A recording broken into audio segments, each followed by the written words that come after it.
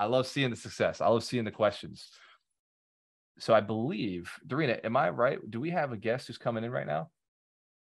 Awesome. So Darina, can you please introduce the amazing Liz Faircloth? By the way, who's going to the 100 Millionaire Summit? Who's already got their tickets? Who already knows? Hell yeah. Give yourselves a round of applause. So Liz Faircloth is one of our prominent speakers. She's one of the top. We're talking keynote level. She's a champion. She's a beast, a beautiful beast, because she runs Invest Her, the woman's investment community. Hands to camera if you're a woman. Anybody on the call? Anybody know a woman? Yes. Anybody know a woman who wants to crush it in real estate? So Liz she is the face of Invest Her. She's been teaching women how to get to the next level. It's a blessing and an honor to have her as part of our community, as somebody who's another champion, another leader who is sharing and supporting people. So let's give Liz Faircloth a big round of applause. Before we do, Darina, what is great to be here. Before we bring Liz on, Darina, can you share, how did you reach out to somebody so powerful, so influential, who's serving on such a big level? Like, what was your secret? Anybody interested in knowing how you can reach out to like great people? Go ahead, Darina. Oh, well, thank you for this question, Liz. So good to see you. Great to see you too. I'm excited that you had a little bit of time to join us. Well, I think it was like my challenge. It was connection through another connection, through another connection, through another connection. I was relentless in my goal to get in touch with Elizabeth. And it actually started with Mitch Jursky, because he knew someone who runs Invest Her group down near Miami area. And then he introduced me to that person. And then that person introduced me to Liz. And then it took me a couple of times, persistence, to reach out. And Liz is just such a giving person. She got back to me. We started a conversation. I brought her on Alchemist Nation podcast. And then I was going to Invest Her conference, like that Liz put together amazingly with her partners once a year. So it was like just this energy right there. And now Liz is here to support us, to support women in real estate. And I think it helps couples to be happier, because now women are on board and doing real estate. So I'm so excited. Liz, you're here, and Liz will be our featured speaker at the summit this year. We're actually 60 days away exactly. Wow. Yeah, that's 2 months. 2 months challenge, 60-day challenge. So Liz, the stage is yours. Thank you so much for being here with us. Yeah, no, I'm so excited to see all of you, and getting to know both of you has been a pleasure. And we've had a lot of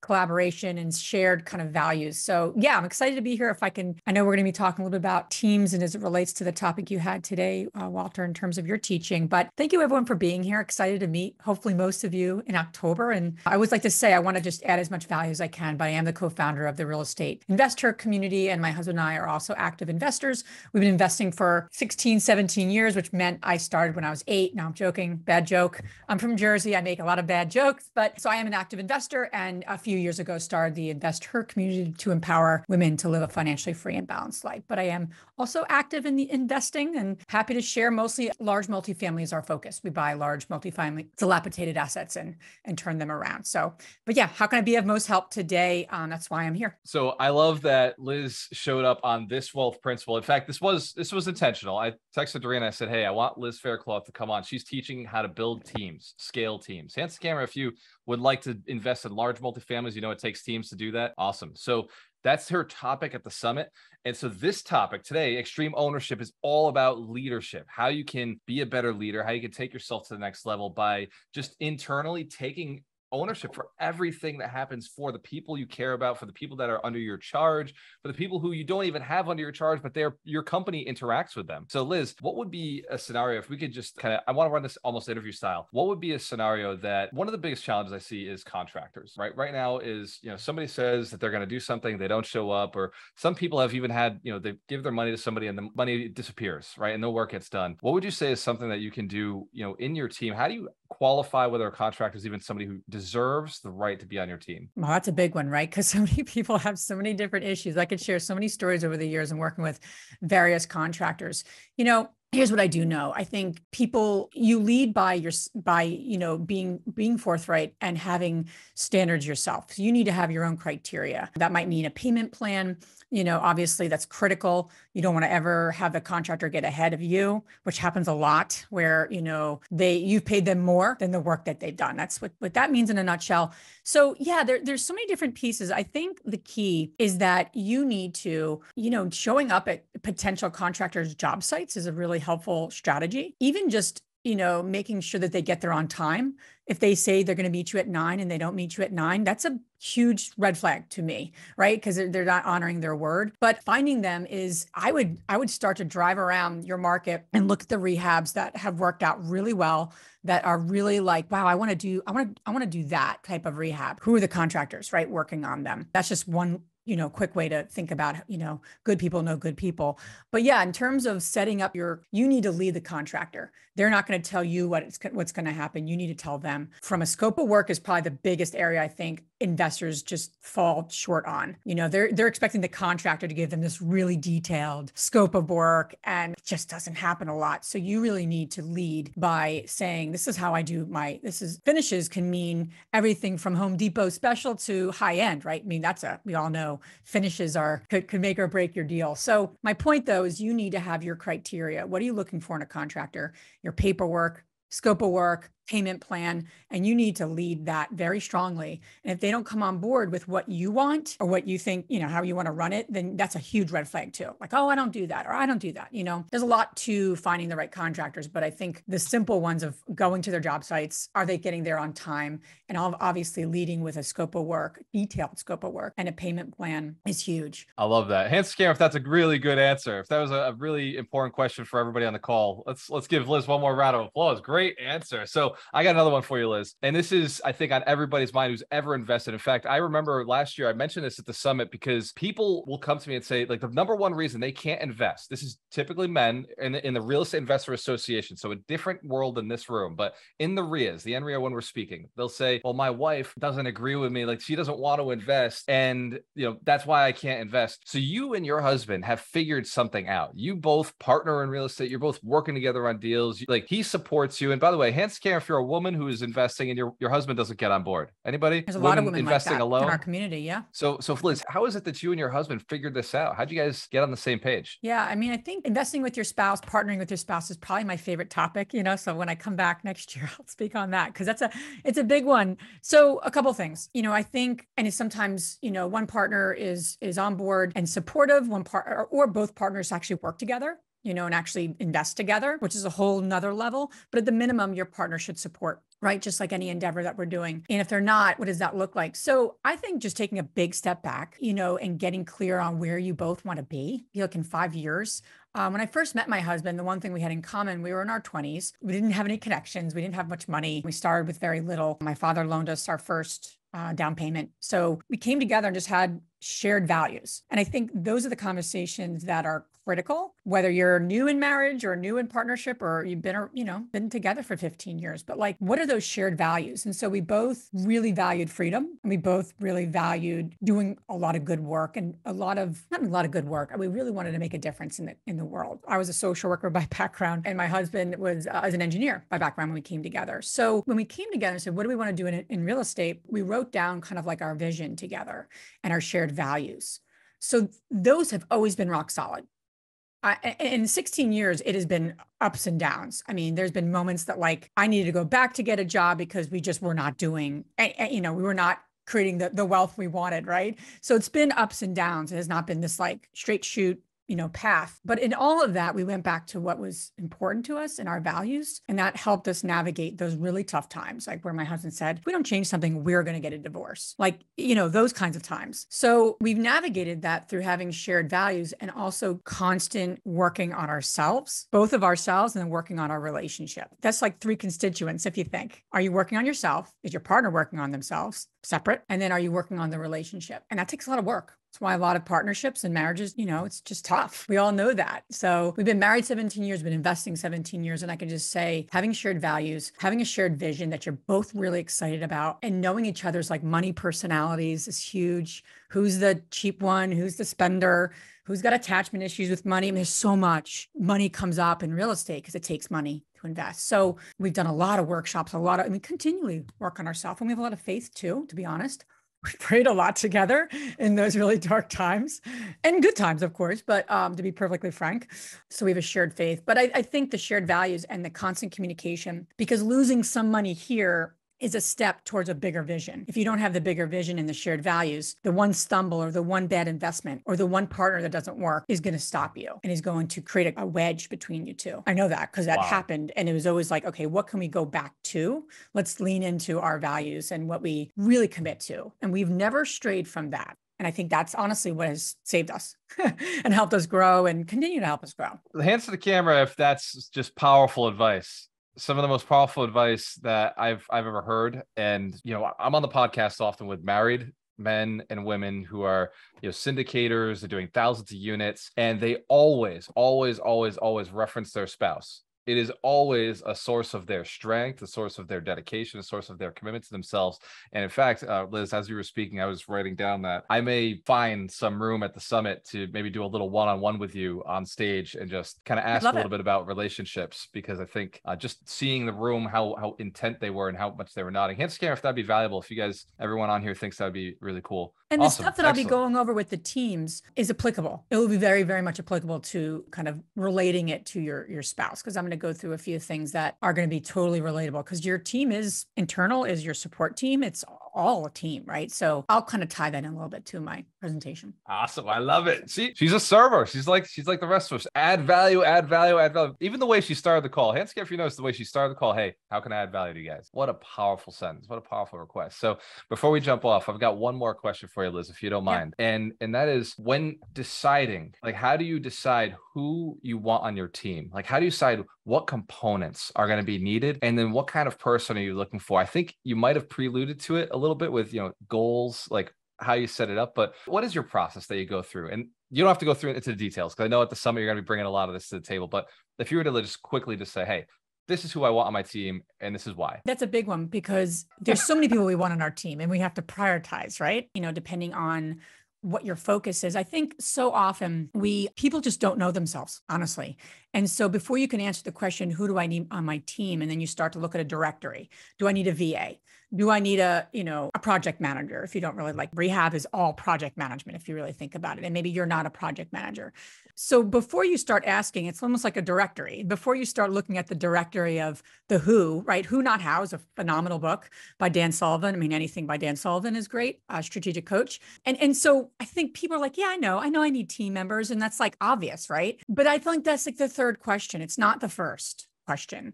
Because if you don't know where you're headed and you don't know yourself, because I'm going to go into that a lot, you don't know the gaps. You're trying to manage gaps. Bottom line, you're building a team. You need to know where you're headed, what you're trying to achieve, who's going to help you get there, but more importantly, who you are, because you're trying to build a team around your strengths.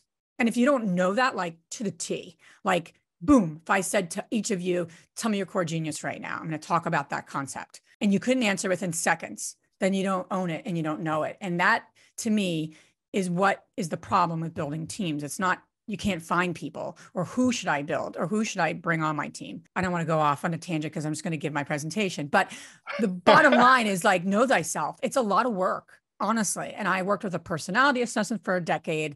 I continually take different, and I'll give you kind of a recipe of some key things that you can do. But if you don't have those goals, what do you want to achieve? And knowing thyself, then you can start to determine the gaps. And quite honestly, it's going to be prioritized. You're not going to have like 16 people. What's that one person that can move the needle the most significant way to your goals? Basis yourself, though. That's really important, because if you're not a detailed person, you should bring someone on that's detailed. Or if you're not a people person and you now need to go call brokers and differentiate yourself from every other person who wants to buy a multifamily, then you got to think about that, right? And bringing someone on who has that charisma or relationship relationship driven. You don't have to be it all, but you have to build a team that is all of it. And it starts with you. And so that's what I'm going to be. And that's the hard work, honestly. People want like the recipe of building a team. It's hard work to look at yourself and say, this is where I fall short.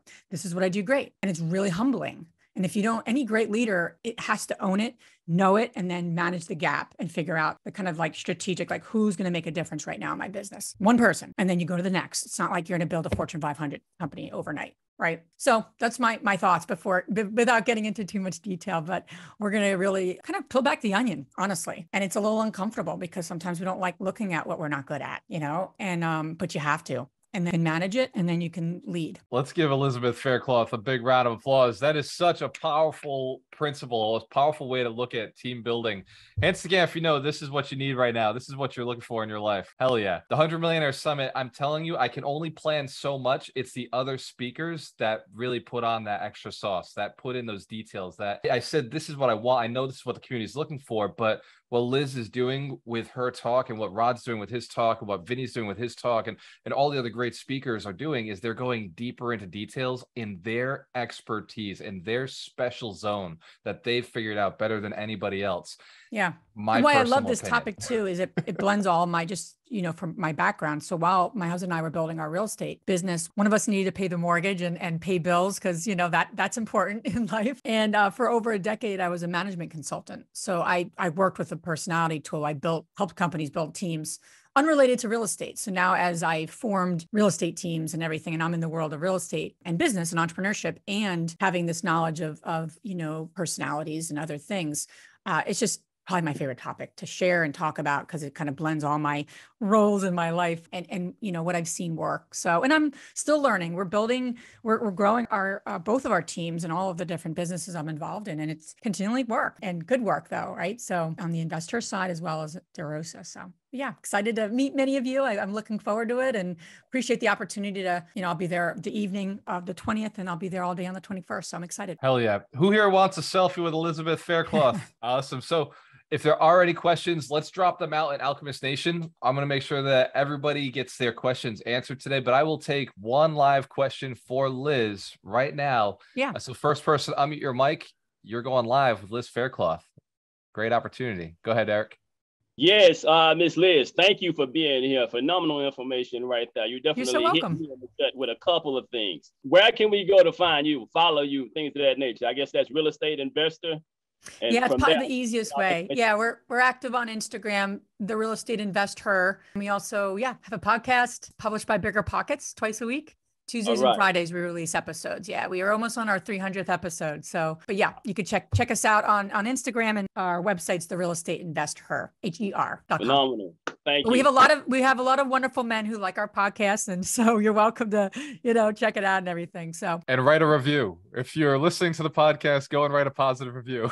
Yeah, that'd be great. Yeah, we love that from everybody. Sure.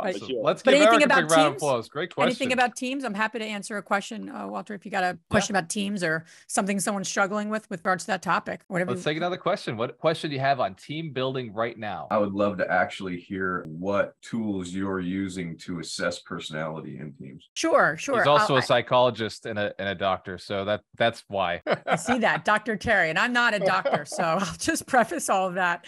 The tool that I have the most familiarity with is called the Predictive Index. So it's have you heard of that, Terry? Absolutely. Yeah. So I have an expertise in that, but I think so often people take these personality tools like through Cosmo or, some sort of random online service and tells you which animal you are. And I'm not a fan of those.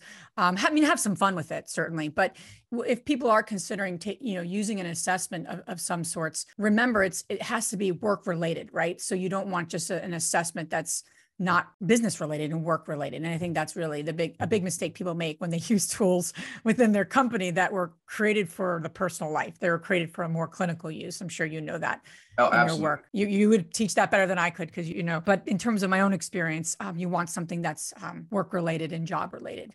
Right. No, I like that. I would love to actually put my link in and have a conversation. Sure. Because I love working with consultants and partnering. Yeah, I don't actively, I mean, you could tell my passion, but I'm not an active consultant anymore, but I just, something for so long. I don't know how many that you are like this, but something for so long that it just won't ever get out of so I think that way. I think in personalities now, just because it's something I taught. One of the things that I found about a lot of the personality things, I like the predictive index because it's more about productivity.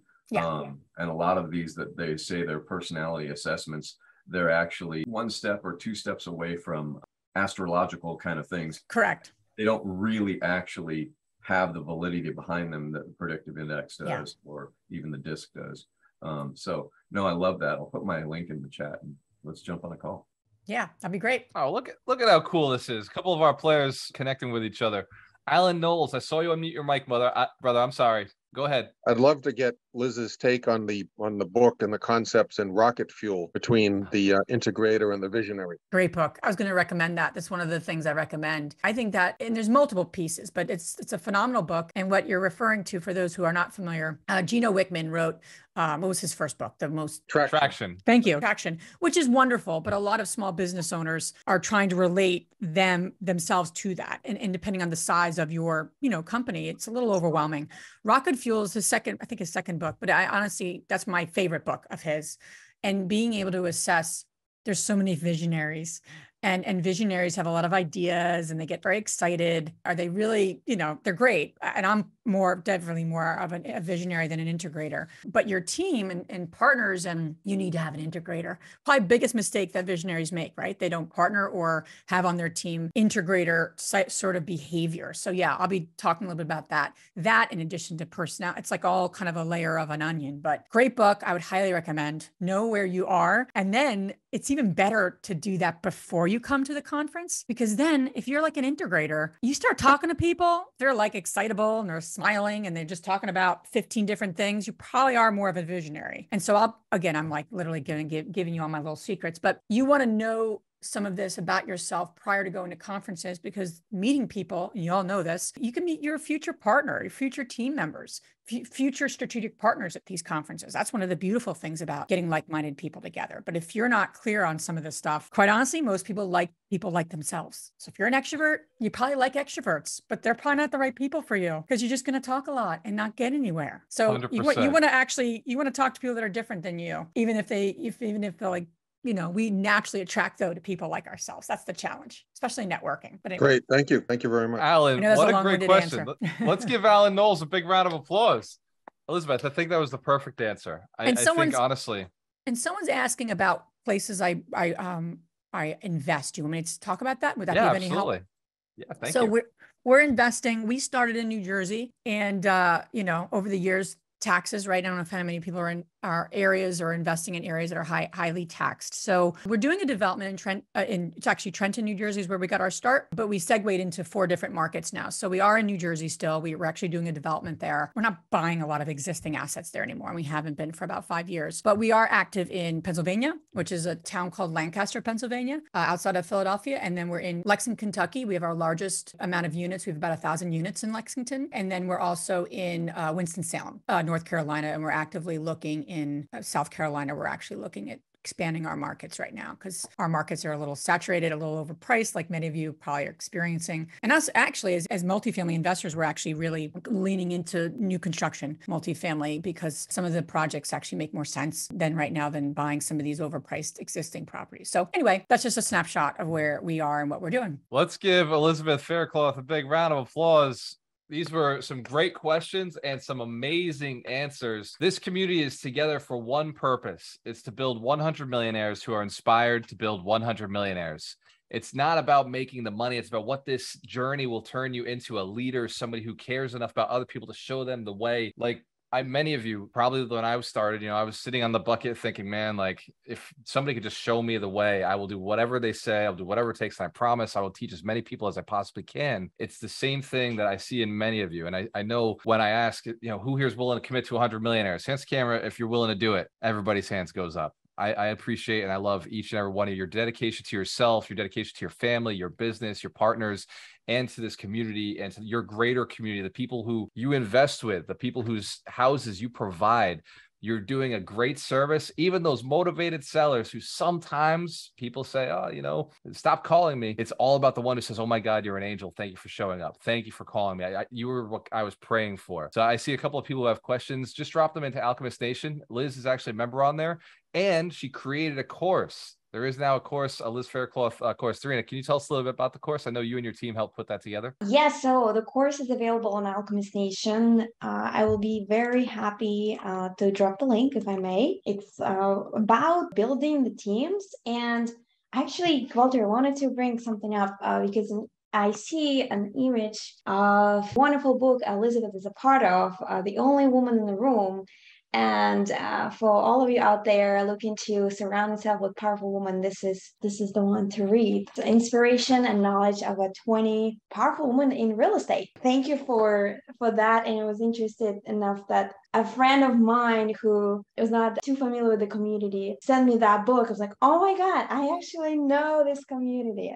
That was fantastic. Thank you.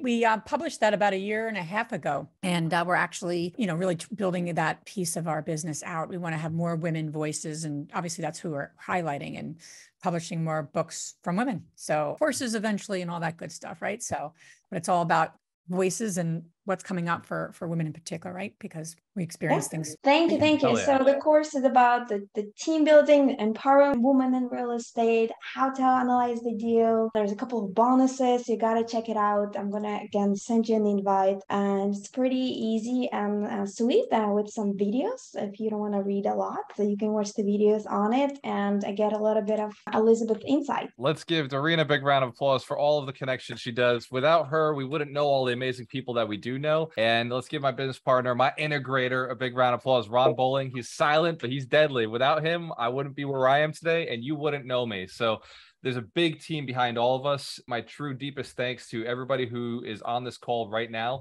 for, again, your dedication to yourself, your dedication to other people, to all the millionaires who are on the call, who are already paying it forward. Liz Faircloth, to Mike Shine, Ron Bowling, Darina, Terry Wager, Mitch Dorsky, Doug McGurk. In fact, Doug, before we sign off, can you share a piece of insights from your time with Tony Robbins about extreme ownership? And for everybody who doesn't know, Doug spent 3 years touring with Tony. So just one little tip, and then we're logging off. Go ahead, Doug. Well, all of this is the personal drives the professional.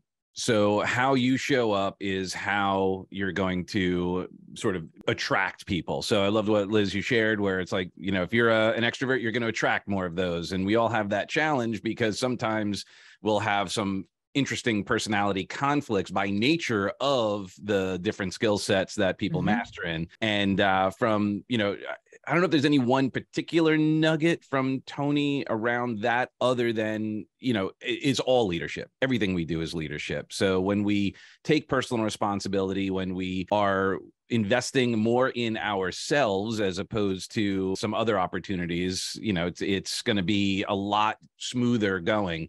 And the one thing I'll just add, and this came from Jim Rohn actually, is the goal is not to become a millionaire. The goal is to become the person that creates enough value to earn $1 million.